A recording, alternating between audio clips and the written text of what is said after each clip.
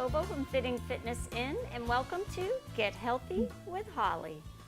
I am here today with my daughter Merisa. Thank you for joining us, Merisa. And we're going to talk about boxing. Merisa has been boxing and doing kickboxing for a little while now, and she's going to show us some moves. So we can use equipment. You can use nothing and still get a good workout, or you can use these gloves. Boxing glove. And they have a little bit of weight to it. You definitely want to use gloves if you're going to use a bag, which is not necessary. You could also use weights, hand weights, and if you're one of my active agers, you're going to want to start with a smaller weight. These are 1.5 or 2 pound weights. Or you can use a resistance band by putting it behind your back, under your arms, so that when you punch, you're getting resistance. It's up to you, but you don't have to use anything. Okay, Merisa. So one of the benefits of boxing is it's a great cardio workout. I remember when Daddy and Jess used to do it on the Wii boxing, and they were punching away and they were sweating bullets. As a matter of fact, they did a study, and the Wii boxing came within 8% of the calories burned as you do with regular boxing. So it's effective. It is effective. And you get to use a lot of large upper body movements, but it works your lower body as well. Yeah, and your core a lot because you're kind of moving, and yeah, it's definitely a good workout on your core as well. Your core stabilizes you, so that's awesome. It's good for coordination. It's really good for your memory because you have to remember a sequence of movements. And it's for all ages. So even Silver Sneakers up on their website has some boxing classes for seniors. So don't think that it's just for the youngins, it's for everybody. And you can do it sitting or standing. So Marisa's going to demonstrate some stuff standing. I'm going to be sitting. I do have a little story. I had a client who had broken his foot, and so he wasn't able to do cardio, and I didn't want him. He was on a very good weight loss path, and I didn't want him to slow down. So I found him a DVD, this was a long time ago, a DVD that was boxing in a chair, and I gave him that to use, and he was sweating. He said, I could not believe how much of a workout it is. So this is something great that you can do, especially with the holidays, and you may be enjoying some extra calories this holiday season. Boxing is a great way of burning them. Yeah. All right, so Merisa, how long have you been doing this? I've been doing this somewhere between 1.5 years and 2 years. I can't quite remember. It feels like a long time, but yes, I usually go to Title Boxing in Danvers, Mass. So yeah. But now you're doing them online? Yes, so they do have like very strict social distancing classes that they do, but they also are offering all of the classes on Zoom as well. So I've been mainly just doing it via Zoom just because I feel more comfortable with that. Great. And so it's been 1.5 years. How do you feel that your body has reacted to that? Yeah, I mean, I definitely feel a lot stronger, you know, and throwing punches, there's a lot of strength behind it in your whole body. So that definitely makes me feel, you know, more confident. But also it's a safety thing too. You know, I know that if I were ever to need to defend myself, I have the skills to do so. Hopefully that won't be necessary. Yes, let's but hope it doesn't happen. Yes. But yes. All right, so why don't you show us some of the basic punches? You're going to do it standing. I'm going to do it sitting just to demonstrate that you can do it sitting. If you are standing, there's 2 different ways. So if you're a righty, you would want your dominant foot behind you. So we're going to get into the fight stance. So that's basically, you know, kind of keeping active so that as you're throwing your punches, you have the ability to move easily. So you want your primary foot to be back, or if you're a lefty, it's called southpaw stance. So you'd put your left foot back. So I'll just demonstrate from the right because I'm a righty. Your left side of your body, or the non-dominant side of your body, is called the lead side. And then the rear is this other half of your body. So when I'm saying, if I'm calling out a combination and I say like lead jab, you're gonna do that, or like rear hook, or this is a hook, but anyways, yes, so lead side, rear side. There are a couple basic punches. So the first one is your jab. So that's kind of like distancing yourself from the person you're boxing, or shadow boxing is what it's called when you don't have a bag, which I do very often. So jab. You want to kind of twist your arm or your hand a little bit when you're throwing the punch. So it's like jab, And then the other one is your cross. So with the cross, if you're standing, you're going to want to pivot your back foot because you're using your entire body to like throw the punch. It's not just your shoulder or your arm. It's moving through your body, so your body's behind you. So the cross is the power punch, the power move. So you're using more power in it. So jab, cross, jab, cross. The other ones we could do are called hooks. So a hook is going to be like the side punch. Something important about a hook is it's not like you're pulling it all the way around your body and punching them. It's more you're using your core like we talked about. So just kind of rotating your core. You really feel that. Yeah, you really do. Woo. Hooks are ones that are hard. So lead hook, rear hook, lead hook, rear hook. And there's pivots involved in that one too. But you don't need to do that if you're sitting. No worries. All right, so where should these be? Because I got them right here. Oh yes, your hands. Kind of tense right now. So you always want to protect your face because obviously when you're boxing somebody, they're punching you. So you want to keep your hands up. So as you're throwing one punch, you keep your other hand up. So it's always guarding your face at all times, if that makes sense. So, yep, like hook. And then another one, we have our uppercuts. So that's below. And you kind of roll your body into it. Like I said, it's your whole body doing it. So this is lead uppercut, rear uppercut, lead uppercut, rear uppercut. Okay. Those are the basics. You can also do, if you want, elbows as well. It's kind of fun. So you can do like under elbow, side elbow, over the top elbow. Fun to just throw those in. But yeah, those are kind of the basic punches. So are there normal combinations that all boxers do? I mean, like when they're in the ring, they obviously need to shake it up, otherwise everyone knows those combinations. Yeah, I mean, it's really just kind of flowing it in your body from side to side. So, I mean, something that we do in class a lot to get like warmed up is we'll do like all on the lead side. So we'll do jab, hook, uppercut, jab, hook, uppercut, and then we'd switch. Cross, hook, uppercut, up and down. So it's like working their whole body. So that's one basic one. Another one is just jab, cross. That's the most basic. You see that always. Jab, cross. Jab, cross. You can also do a double jab, cross. Make sure but when you do that, you want to do out, in, out. Because otherwise, if you're just out, it's just using your elbow strength, whereas you're using your whole body. I feel like I'm so slow. No, it's okay. It just, your body has to get used to moving that way. I've been doing it for a while, so it's more used to the punches. And you'll definitely feel it in your back, but in a good way. You'll feel it's a good kind of a sore that you want to have. You'll feel it all around. I'm feeling it. I'm definitely. Yeah. And sitting, I think you use your core even more because you're twisting a little bit more because you're not using your legs. Yes, to help power you you're through. just using the power of your core, which is great. Right. It's a good workout. Another one more combo is just doing like a jab, cross, hook, uppercut. So it's using all of the ones. Cross. So jab, cross, lead hook, rear uppercut. Okay. Jab, cross, lead hook, rear uppercut. Just kind of working the sides. Cross. Oh my God. Jab, cross, lead hook, rear uppercut. So it's like left, right, Jab, left, cross, right. Uppercut. Something you can do too if you're standing is kind of working up and down the body. So I could do a like jab to the head, jab to the body, jab to the head, jab to the body. Oh. Or cross to the head, cross to the body. Lead hook to rear hook to the head, rear hook to the body. So it's just going up and down. So it's working your legs too. So what what you would want to they hit do? the whole body. What would they do in a typical boxing class?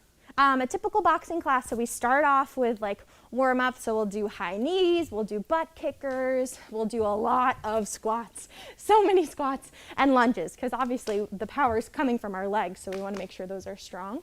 And then you'll have rounds of boxing. So it would either be, depending on how long your class is, 4 to 8 rounds of boxing, and so it'll be 3 minutes of boxing and then a minute of active rest.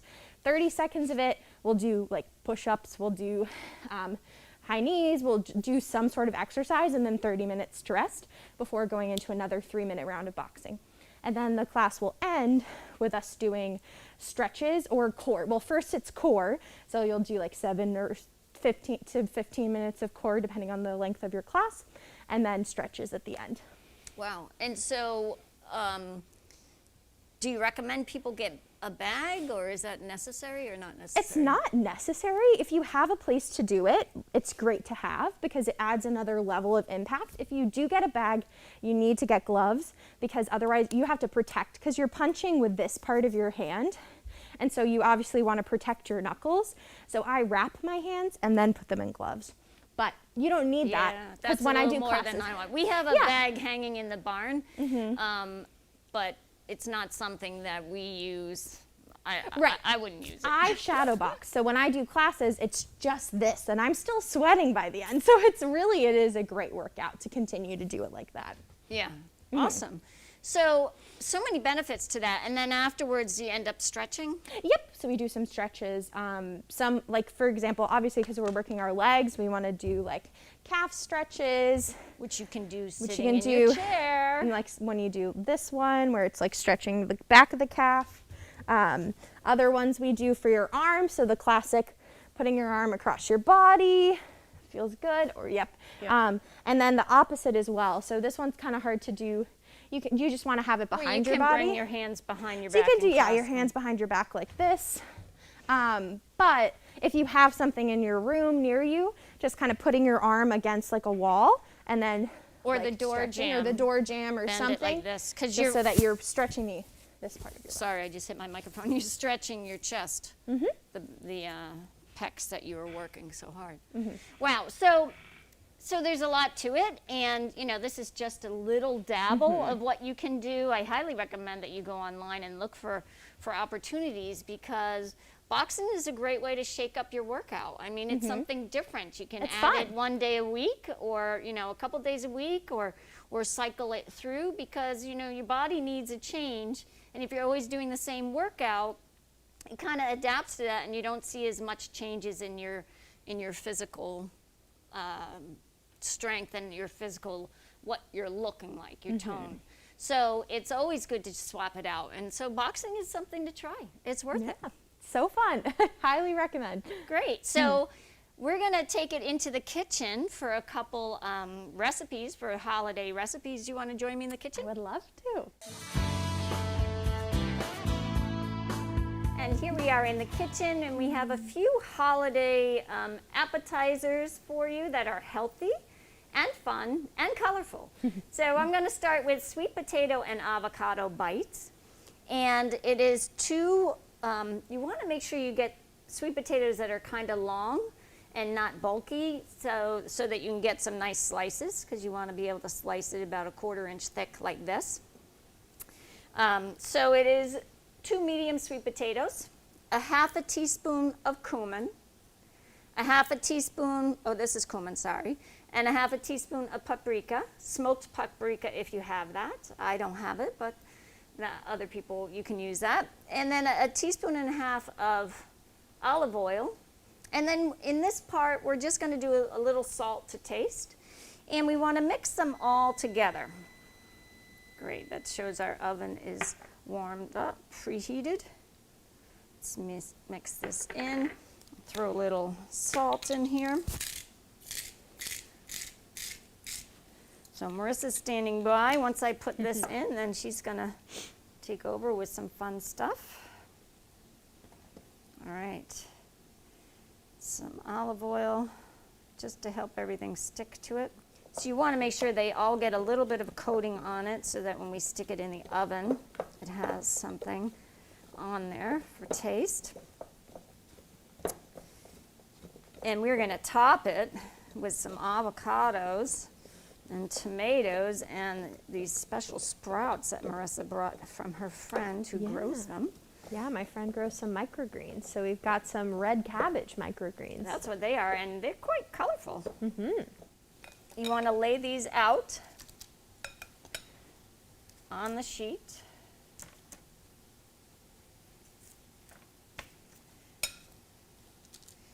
And we're going to put this in the oven, which is at 400, and we're going to bake them for about 15 minutes. Yum. I have a piece of parchment paper on here. Let's make room for another row. And that just absorbs any extra oil. Plus it makes cleanup a lot easier. You can't see under here, but I'm smiling about that. All right, here we go. Good. So I'm going to put this in the oven, and while I do that, Marissa's going to take over. Yeah. Here we go. So we are going to be making a vegetable Christmas tree. So for this, you'll want to have some broccoli. We'll have some cauliflower, some sugar snap peas, yellow bell peppers, just, cut the long way, and then some cherry tomatoes as well. So, and we're also using this nice platter, my grandmother's old platter, to make it. So basically, we're going to want to construct the tree with the broccoli. So it's an adventure. It's going to look however it wants to look. So we'll just figure it out as we go. But yeah, just putting it together. Try to have a general tree shape about it.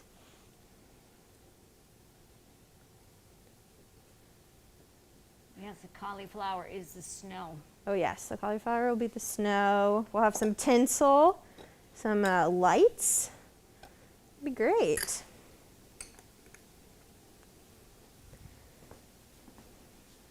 I'm sure that, as you're making it at home, you can definitely kind of just get creative with what you put in there. Find other, like if you want to do little carrots, like if you chop up carrots and put them in there as ornaments too. This is your canvas. Create your masterpiece. Yes.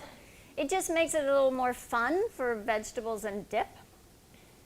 Have it look like something. Oh my. Yeah.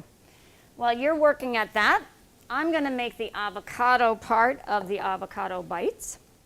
So we start with a large avocado or medium to large avocado, and I got this awesome avocado from Idlewild in Acton, and then we have a half a cup of the sprouts. We have about 3 or 4 tomatoes, cherry tomatoes that I sliced really thin because we're going to top each one of those sweet potato rounds with a cherry tomato. Although I might skip some because not everybody likes tomato. And we have a 1/4 cup of lime juice, fresh lime juice that we just squeezed, and a 1/2 teaspoon of sea salt. So I'm going to mash the avocado, yes, with my fork, while Marissa is creating her masterpiece over there. It's harder than it looks. It is. Broccoli doesn't like to move how you want it to. Yes, I tested it out earlier. It's always good to That's good. practice before you go on camera with it. All right, there we go. Okay, I got that mushed enough that I'm going to put in. This seems to be like a lot of lime juice. And some salt. What's going on there? Salt. And let's mix that up.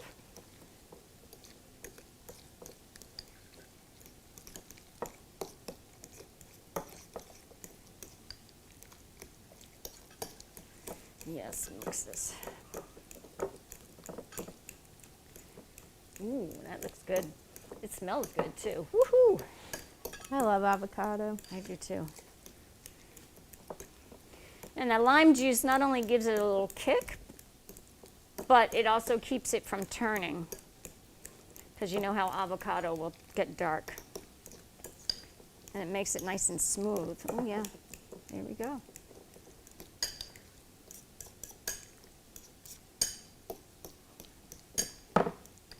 So that looks pretty good.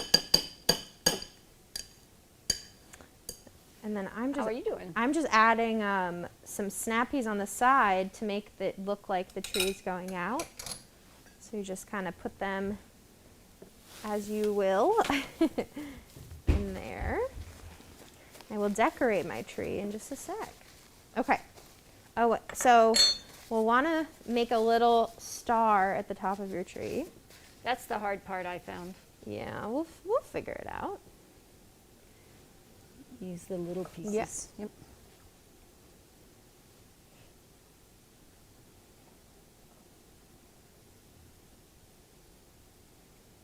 So that tray is my grandmother's tray, although I think it may have been her mother's. And we found this china set in a box up in my parents' attic when we were cleaning out their house. And you know, it's amazing. The size of plates were so much smaller. We actually used that china set for Thanksgiving because there were only 3 of us for Thanksgiving this year. And I thought it was fantastic because we had little plates and we didn't have to put as much on there. Of course, my husband piled on top of his, but I just think it's great to be able to use some china that has been used in our family for generations. Mm-hmm. Look at that. That's like your tinsel. Yeah. And then have your little lights you plop in there. Put one up there as well. Kind of put them wherever you'd like. It's more artistic, more like interpretive art, I guess you could say. Could be. But you have to it work works. within the broccoli bumps. Yeah. Uh-oh, the star went south. That's okay. It's just the top one. Yeah. Okay, Yeah. so we're going to wait. Our sweet potatoes are going to come out of the oven shortly, and then we'll put everything together. We have the sweet potato slices out of the oven now. Marissa's going to top them and talk a little bit about the toppings. Yes. So we'll just start with one. So we'll just grab it on the plate, grab a little dollop of our avocado stuff, and then we can pop a little piece of tomato on there, and then we'll top it with these microgreens. So these microgreens, this is red cabbage, as I mentioned before. What microgreens are, it's basically, so this is like when a red cabbage is growing. This is kind of like what it starts to look like. And it's got all of the, or as it's like starting to grow. And it's got all of the nutrients of like a big red cabbage, but smushed into these tiny little microgreens. So it's a really high in nutrients, and these are great to like put on salads Powerful. as well. Very powerful. But, yeah, just giving us a little bit of a little taste of it. Don't overdo on it. top. I won't. All right, I'm going to let you do that, and then I'm going to make a very quick and easy yogurt dill dip for our vegetable tray. And we start with a cup of plain non-fat or fat-free Greek yogurt. And I used fresh dill, so this is a tablespoon of chopped fresh dill. You could use dry dill as well. This is juice from half of a lemon. And then we have half a teaspoon of salt, half a teaspoon of black pepper, a half a teaspoon of onion powder, and a half a teaspoon of garlic powder. And we're going to mix it all in to make our dip. All right, so let's put that in.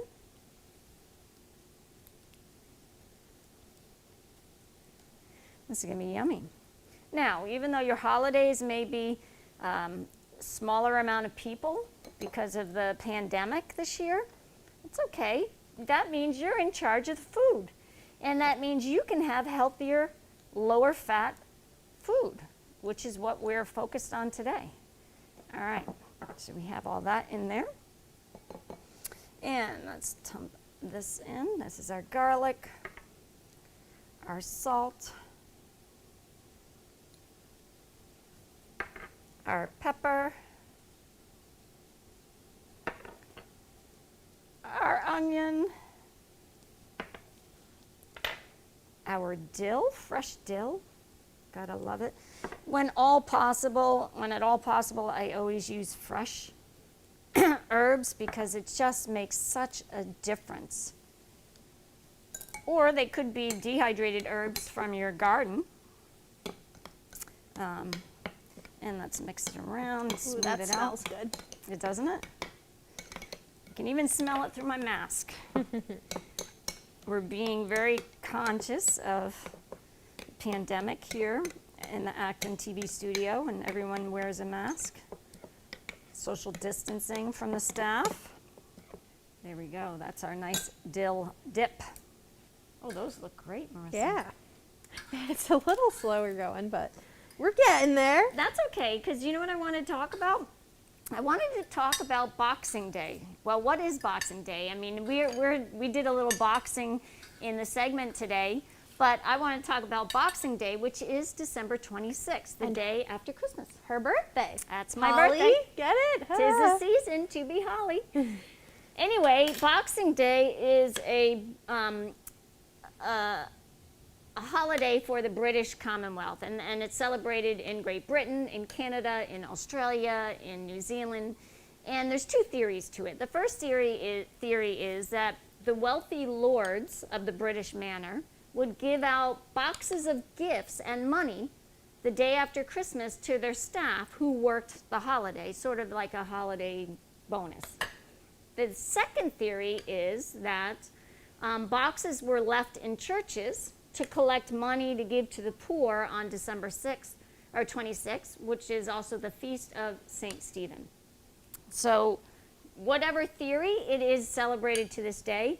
And if the December 26th falls on a weekend, then that Monday following is the official holiday. And so that's what Boxing Day is, even though we had a little fun on that, play on those words today, teaching you some boxing. The Boxing Day is well established in the British Commonwealth. And here we have our final dishes, our nice Christmas tree vegetable tray, our dill dip that we made, and our sweet potato avocado bites. And they're colorful and tasty and healthy, a great addition to your holidays. I'd like to thank you for watching today, and thank you, Merisa, for joining me. I really appreciate that. You can find the recipes on my website, fittingfitnessin.com. You can also find information about the Microgreens. microgreens, thank you, Merisa, on my website. And I want to wish you happy and healthy holidays. See you next time on Get Healthy with Holly.